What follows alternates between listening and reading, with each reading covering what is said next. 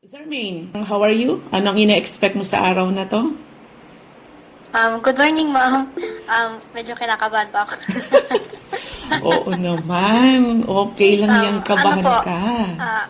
sa expectation, madami pa ako ngayong expectation sa araw na ito. Kaya sana, madami din po akong makuhang aral. Okay, so ikaw, Tin, kumusta? Anong expectation natin sa araw na to? Good morning po, Ma'am, and Ma'am Jam. Aha, good morning, Ma'am Jam. Expectation ko po dito, Ma'am, sa podcast season 2 is maraming matutunan and makuha ng information about sa magaganap ngayon. Okay, so yun nga lang. And how about you, Eli? What's your expectation of today's session? Good morning, Ma'am Grace. It's good to be back. Yeah, it's good to be back, really. Simple lang po.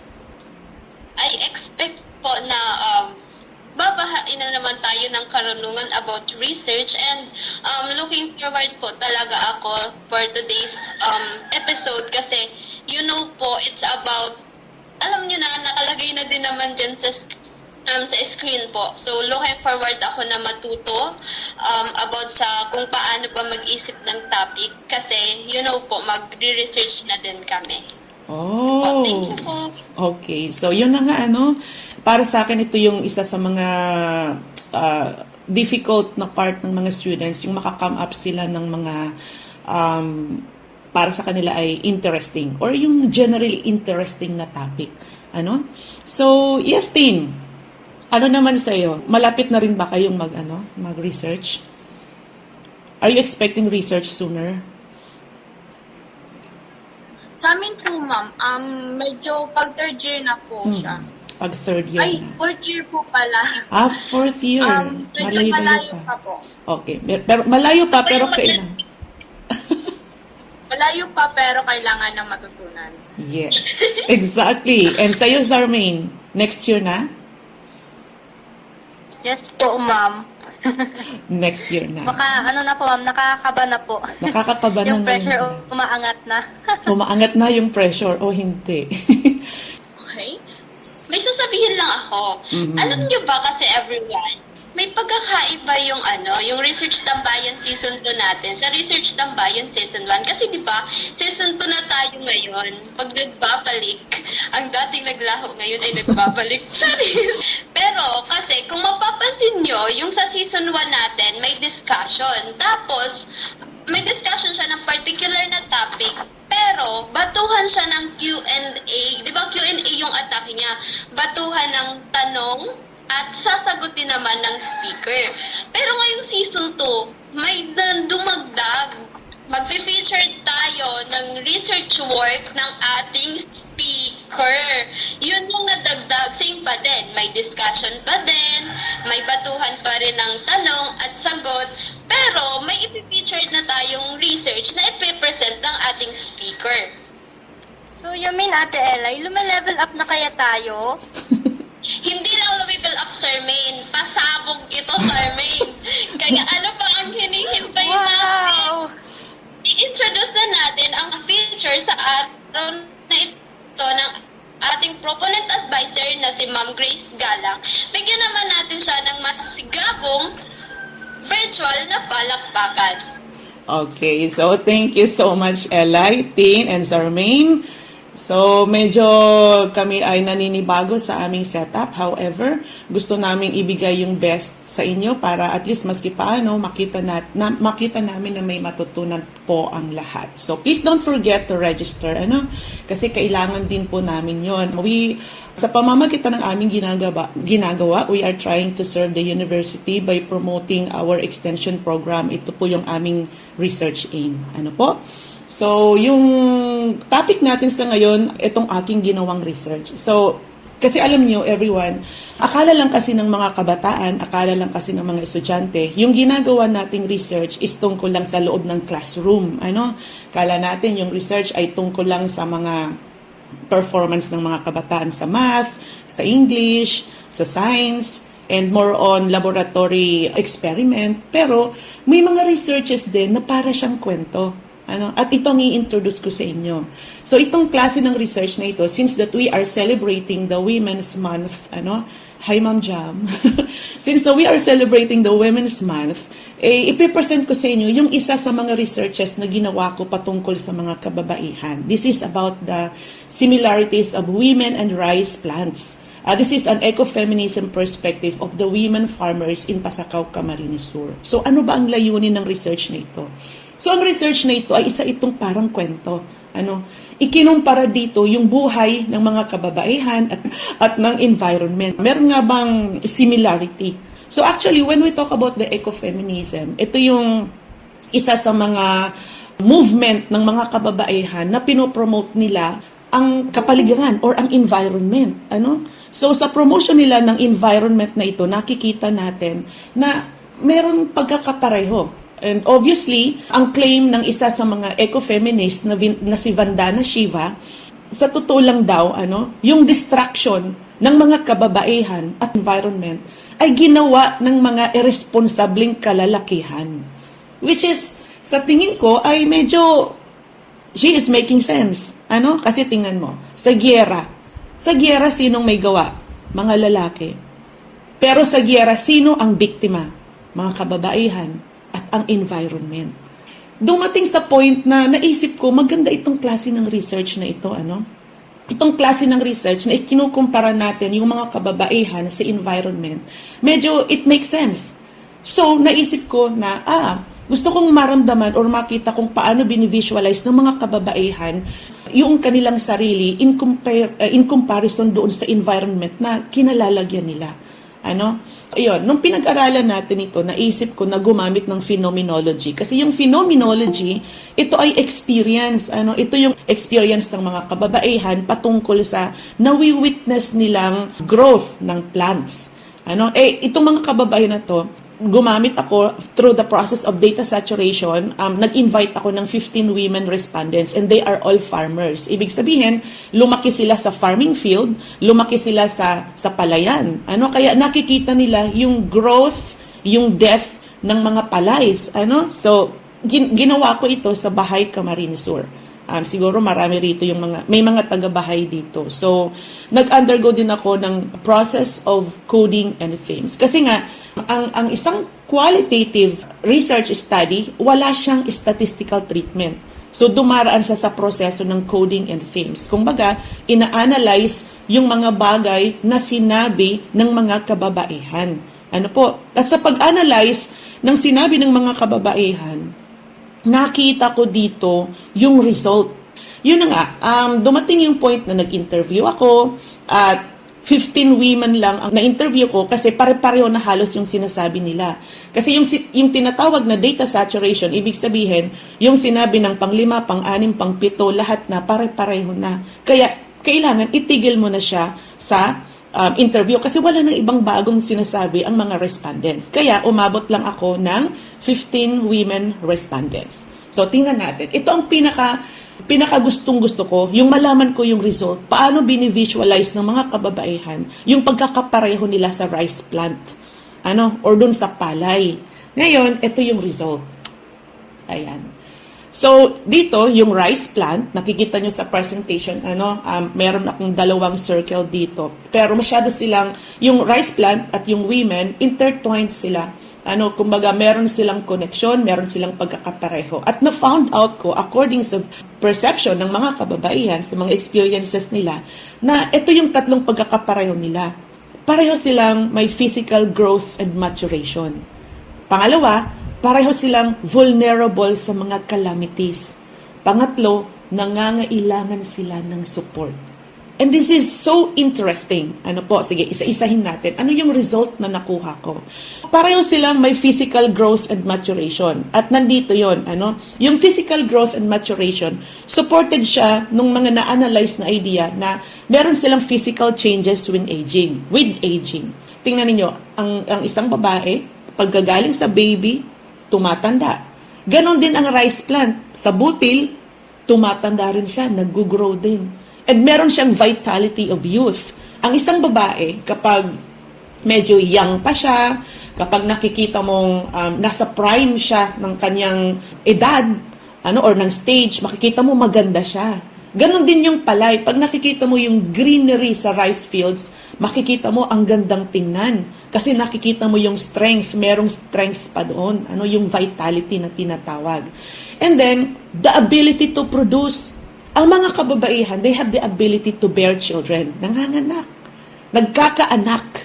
Kagaya rin siya ng rice plants na nagbe-bear din ng mga rice grains. Yun ang pagkakapareho nila, Meron silang abilidad na mag-produce pareho. Tapos, meron silang deterioration and death. Kapag, matanda na, or medyo napahamak in the middle of that life, nagkakaroon sila ng deterioration and death. Kagaya rin ng rice plants. Tumubo, galing sa isang butil, tumubo siya, tumanda, hanggang namatay, nawala na. So, yun ang pagkakapareho nila. At eto pa, meron pa akong na-found out. Yung pareho silang vulnerable sa calamities. Ibig sabihin, pareho silang may kahinaan sa mga nare-receive nila sa life. Isa sa mga bagay na nare-receive na pareho ng rice plant at ng mga kababaihan ay ang bagyo. O diba? Sa bagyo, walang ligtas ang mga kababaihan. Walang ligtas ang rice plant kasi madali silang maapektuhan ng bagyo. Di ba? Alam nyo naman yun, nakikita natin sa field. Pag binagyo, wala na siyang pakinabang, patay na. Ang mga kababaihan ganun din. Kapag binagyo siya sa buhay at hindi siya naka-recover, namamatay siya sa yung inner feelings niya, inner emotions niya. Nagkakaroon siya ng sort of death. However, ang pagkakaiba lang, kapag binagyo ang rice plant, wala na. Pero mga kababaihan, kapag binagyo, nararamdaman niya yung kamatayan sa sarili niya. Pero, meron siyang chance na mag-bounce back. Yung strength niya, naglalies siya sa mga difficulties na nai-encounter niya. So, yun ang nakikita nating difference. Pero, the rest, halos magkapareho yung lifespan nila. And, meron pa, yung both need support. Nangangailangan sila ng suporta. Tingnan ninyo yung rice plant. Yung rice plant, pabayaan mo siya, mamamatay yan, mabubulok yan. Or siguro tutubo pero not as good as doon sa mga talagang binigyan ng care. Ang mga kababaihan ganun din. Subukan mong hindi i-care ang mga kababaihan. So they will also not give you something that you deserve. If lalaki ka, hindi mo binigyan ng tamang pag-aalaga ang mga kababaihan, hindi mo rin makukuha sa kanya yung deserve mong treatment. So pero sabi nga, nangangailangan din ng magandang pundasyon ang dalawang ito. So, yung rice plant natin, kapag inilagay mo siya sa ground na strong, so, syempre, tutubo siya, na healthy siya. Ang mga kababaihan, ganun din. Kung binigyan mo siya ng magandang pundasyon, makikita mo yung growth at pag-level up din ng mga kababaihan is maganda rin. At alam nyo, isa sa pinaka-nakaka-touch na discussion namin or interview ko, yung sinabi ng isang nanay. Sabi niya, siguro, kung binigyan din lang ako ng isang magandang pundasyon ng tatay ko, hindi ako ganito.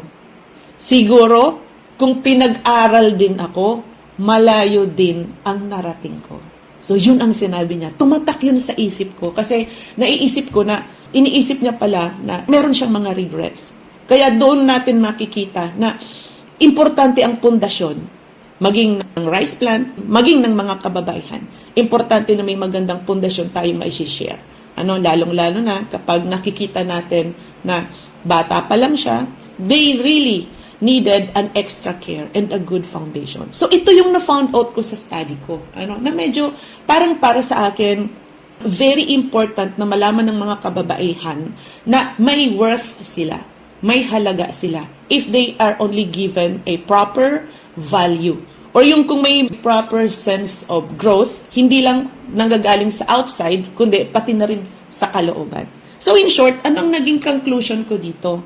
So naging conclusion ng study ko is that ang woman at ang ecology or ang mga plants, they are valuable assets of ecology. So yung strength ng isa, is nagiging kahinaan ng isa.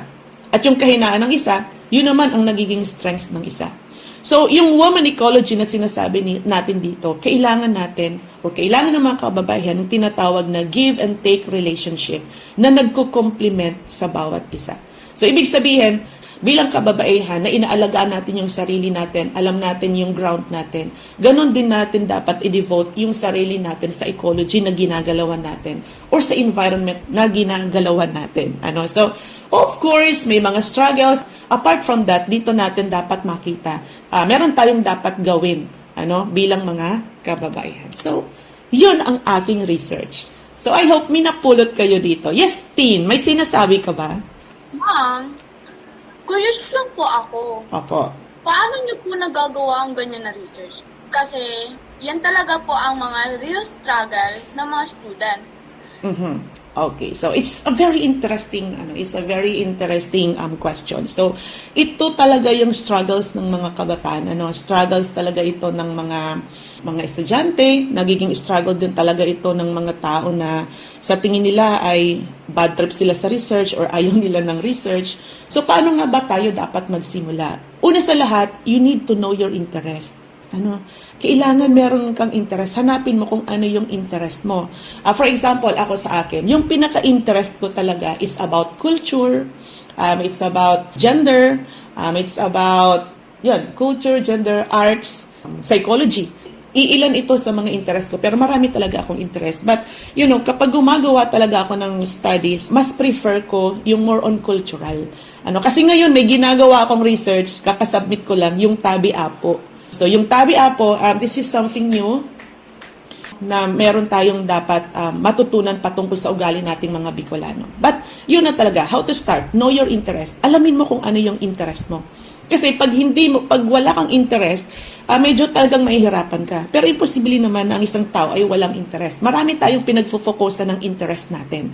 For example, kunyari ikaw, interest mo movie or media, documentary or documentation. So pwede mo na yung maging interest. Another one is yung acknowledge the field, subject, requiring you to conduct a research. So una sa lahat, kapag nalaman mo na yung interest mo, kailangan alamin mo kung saan mo ito gagawin. For example, kung you are doing a research in math, kailangan sa mathematics ka din. I-lead mo siya sa mathematics. Yung interest mo, i-lead mo siya sa math. Hindi kasi po pwede na gagawin mo siya for the sake na gusto mo lang. Not unless freelance researcher ka. Pwede kang makagawa ng kung anong gusto mong gawin. But if this is a requirement in your school, kailangan yung pagkandak mo ng research is ibabagay mo sa kung anong field or subject ang nagpapagawa sa iyo ng research na gusto mo.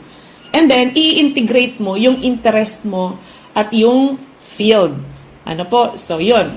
Nakikita natin dito na dapat mapag-isa mo. The real challenge here is really not your interest. Paano ka magsisimula is the ability na ma-integrate mo yung interest mo sa field na pagsasubmitan mo.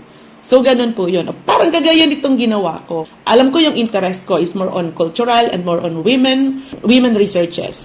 So, yun.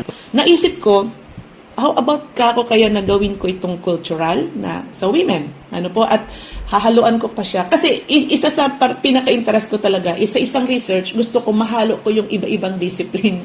So parang I find really that interesting and challenging. Yun, inalam ko anong interest ko. Sabi ko, during that time, gusto ko makakreate ng culture and about women. Naisip ko na magkandak ako ng research ang patungkol sa mga kababaihan. Sabi ko, gusto ko about palay kasi may similarity sila.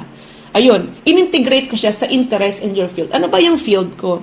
Yung field ko kasi, graduate ako ng psychology.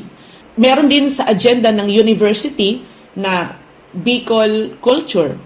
So, inintegrate ko siya ng Bicol culture. Tapos, ini-improve din namin or pinopromote din namin yung gender and development. So, sabi ko, papasok pa ito sa GAD kasi tungkol ito sa mga kababaihan. Importante kasi everyone na ito yung challenge sa inyo sa paggawa ng research. Yung interest mo, maipasok mo doon sa subject or sa field na nagpapagawa sa iyo. Yun, know your interest, acknowledge the field, and integrate your interest in your field. Dito ka lang iikot. Pero ang pinaka-secret talaga dyan ganito. So yung secret natin is to read articles similar to your interest. Hindi mo maiiwasan na hindi magbasa. Kaya kailangan magbasa ka lang ng magbasa. Patungkol doon sa gusto mong gawin, gusto mong mangyari para sa pagbabasa, you are not going to copy. Sa pagbabasa mo, nag-exist na pala to. Ang hahanapin mo ngayon, alin ang hindi pa nag-i-exist doon sa mga articles na nabasa mo. So doon ka papasok. Alin ang hindi pa nagagawa. And kung siguro, kasi naman, sa totoo lang, wala naman talagang research na ikaw pala ang nakaisip. And that's the real challenge. Yung kukunti pa lang kayo na makakadagdag ka sa publication or sa articles or sa interest na yan, ng particular field. So, another secret is that huwag kang magre-rely lang sa nabasa mo, but you can ask people around you. Huwag kang mag-ask doon sa hindi same field na gusto mo. Siyempre, hahanap ka rin ng mga taong may kapareho mong interest. Yun, maghahanap ka din. Sila ang tatanungin mo ngayon. Kasi for example, yung interest mo is culture. Ang tinanong mo is ang discipline niya naman ay tungkol sa dancing. Walang may bibigayan sa'yo. So, kailangan yung same interest mo para makakuha ka talaga ng views nila. And definitely, you can ask the AI, yung artificial intelligence. You are not supposed to copy and paste, pero kailangan makuha mo. Kung yung hindi mo nakukuha sa ordinaryong tao, pwede mong i-ask kay AI. Just for the sake of an idea. Kasi uso naman na ito ngayon. Kailangan, responsible lang tayong gumamit ng AI. But yes, hindi na natin kailangan hindi gumamit ng AI. Kailangan na rin naman ng AI. And you can ask the AI sa topic na gusto mo. And then, isa pa, you can observe your surroundings. Ibig sabihin na i-observe mo yung mga tao na sa tingin mo ay magiging sagot doon sa gusto mong malaman. For example ako, paano ba bino-view ng mga kababaihan yung environment nila, yung surroundings nila? Tinitingnan ko sila. Lahat pa ng mga kababaihan, drone pa sa pag-alaga ng kapaligiran. Nasasagot ng situation na yon, yung gusto kong malaman sa pamamagitan ng pag-o-observe. And definitely, para hindi kayo talaga nasashock every time na may mga ipapagawa sa inyo, you don't think right away. Dapat, advance kang mag-isip. Kung gagamitin mo yung word na advance kang mag-isip, dapat dito mo yun i-apply. Sa research, hindi ka makaka-arrive ng magandang research kung ngayon mo lang siya iisipin. For example, first year ka ngayon, second year ka ngayon, at alam mo, third year and fourth year magre-research kayo. Ngayon palang pinaghahandaan mo na siya dapat. Ganon tayo dapat ka-prepared para pagdating ng time na magre-research ka na, maipoprovide mo na siya or maipopromote mo na siya. Kasi, ang pinaka-isang mistake na ginagawa ng mga estudyante is yung hindi prepared. Isa sa pinaka-nakakapagparusa ng research para sa mga estudyante is yung the typical manyana habit. Saka na yan, pagka nandyan na. So, kapag nandyan na, wala na. Cramming na, wala nang maisip. Pero kung priniperan mo siya beforehand, makikita mo na maganda siya. Mas mapapaganda mo siya. Kasi as you go on with that, like you have a year preparation, kapag tinitingnan mo siya, mas mai-improve mo pa siya. So, ganun tayo dapat mag-isip. Kaya yan, ngayon pa lang, pag-iisipan nyo na talaga yan. So, yun ang sagot ko. Sana nasagot ko naman yung tanong mo, Tin. So, kailangan lang na kung paano tayo magsisimula dahil struggle sa inyong research. Una sa lahat, alamin mo yung interest mo, i-acknowledge mo yung field mo, at pagsamahin mo yung interest mo at yung field or subject na nagpapagawa sa iyo. So, that's my answer to your question. So, yes? Any other question? Wow! Ma'am Grace, napakaganda naman po ng ating simula. Ma'am Grace, nais ko lang po itanong kung paano po ba natin masasabi na unique ang isang topic? Okay. So, paano nga ba natin masasabi na unique yung topic natin? Okay. So, yung iba, ayaw nila ng unique. Yung iba, gusto nila ng unique. Pero yung iba, dahil natatakot sila, natatakot mag-venture sa unknown, ito na lang para hindi masyadong difficult. Pero sa totoo lang, gagawa ka na rin lang naman ng research, gawin mo na siya uniquely. Gawin mo na siya. Pag i-effortan mo na rin lang, gawin mo na. Yung iiwan mong legacy, kailangan may something na kakaiba sa mga ginawa ninyo. Ngayon, ang tanong mo, paano mo masasabi? Ito. Siyempre, una sa lahat, wala pang masyadong nag-aaral nito. Yung topic na makakam up mo dapat, kung may nag-aral pa man, pero at least siguro, lalagyan mo siya ng kakaibang twist. Naman kasi ng research, ay maiko-consider naman natin silang unique. Kasi pinag-i-effortan, ginagawan din niya ng time, binibigyan ng time and all that. So, technically, iba-iba kasi yung definition natin ng uniqueness or iba-iba yung appreciation natin ng uniqueness. Pero, in my own opinion, yun na nga, para sa akin, wala pang masyadong nag-aaral nito. Pangalawa, nag-a-address ito ng isang specific topic na na-appreciate siya ng lahat. So, na-address siya, kunyari, ano ba pangangailangan nito? Bakit ganito? O, like for example, sa akin, parang feeling ko, kasi naman ako may gawa, parang feeling ko, unique, kunyari, itong study ko na pinag-combine ko yung rice plant at yung mga kababaihan. So, bakit ko ginawa yun? Dahil lang for the sake of parang kwento lang? Hindi. May ina-address ako doon isang specific need. Binibigyan ko ng boses yung mga kababaihan na tingnan yung sarili nila. Nasaan sila ngayon? At doon ko nga nakita, base sa mga kwento nila, nandun ko nakita yung pride nila sa ginagawa nila, yung mga regrets nila, yung mga bagay na aspirations nila sa buhay, yung pagmamahal nila sa family. So yun, na-address yun. Nagkaroon ng, para sa akin, bihira kasi na may gumagawa ng ng research ng patungkol sa mga kababaihan na mga farmers. So isa yun sa prompt ko. Parang feeling ko na-address yung voice nila. Narinig yung voice nila. So yun, dapat ang unique na study nakaka-address siya ng isang specific need dahil wala pang masyadong nag-aaral noon. And then, para sa akin, ang unique na study, it is also a combination of several discipline. Kasi kadalasan ng mga research na nakikita natin, isa lang yung track. Kunyari, for example, performance lang. Basta ganito lang.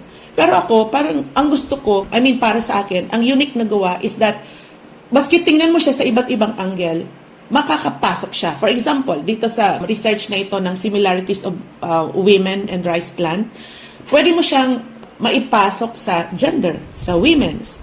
Pwede mo rin siyang maipasok sa cultural. Pumapasok din ito sa agriculture. And pwede rin siyang pumasok sa resilience, DRRM. Kasi napag-usapan natin yung mga bagyo na dumaan sa kanila and how they are able to recover. So para sa akin, yun ang unique na topic. You are able to combine several discipline in your own study, in a study. So that's how I'm going to answer your question. Kasi iba-iba kasi tayo ng appreciation ng unique, Iba-iba tayo ng idea kung paano nga ba ang isang unique na research ay nagiging unique. So that's how I'm going to define a unique research study. So thank you, Za. I hope na nasagot ko yung tanong mo. Yes. Sino pa po? Elay? So, Ma'am Grace, since nasagot mo na po kung paano magsimula and paano pa maging unique ang study, ngayon